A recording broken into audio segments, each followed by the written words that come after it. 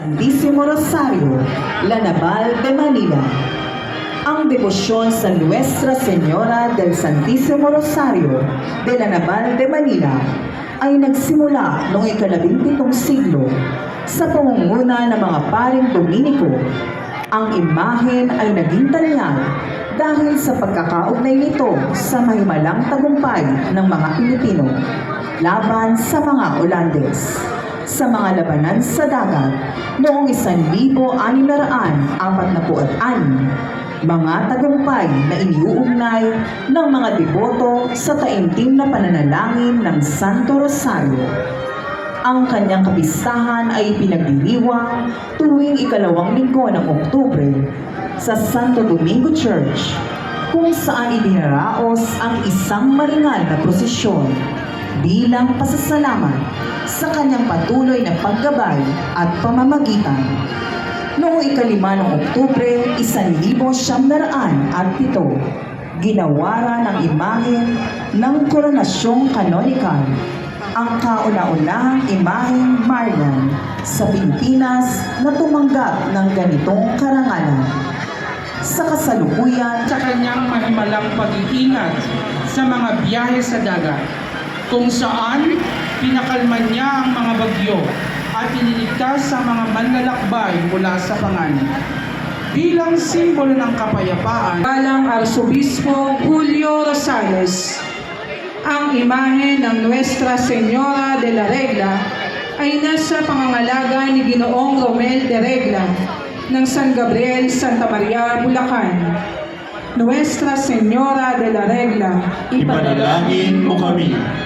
Nuestra Señora de Kaysasay. Ang La Inmaculada Concepcion de Kaysasay ang tinaguriang patrona ng lalawigan ng Batangas. Noong 16 ang imahe ng La Inmaculada Concepcion de Kaysasay ay nasa pangangalaga ni Ginoong Mark Evan Cruz ng Santa Cruz, Santa Maria, Bulacan. La Inmaculada Concepcion de Kaysasay, ipanalangin mo kami. La Virgen Divina Pastora.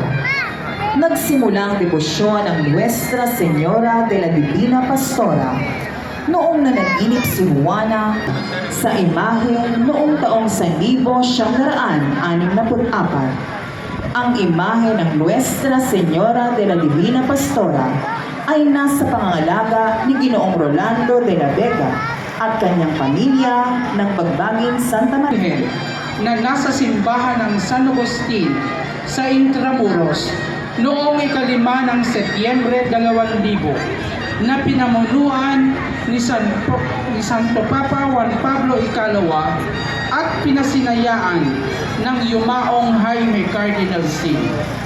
Ang imahe ng Nuestra Señora de la Consolación y Correa ay nasa pangangalaga ni Ginoong Harold Jan Canla, Ay kinilalang matibay na tagapamagitan laban sa mga baha at kalamidad na nagantimpalaan ng koronasyong kanonikal noong 2017 bilang pagkilala sa kanyang mga dakilang himala.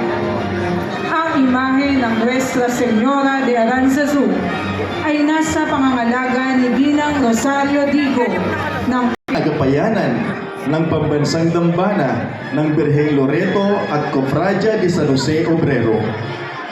Nuestra Señora de Loreto, ipanalangin mo kami. Saksihan po natin ang mga karosang nagtatampo ng mga imahe ng Birhen Maria mula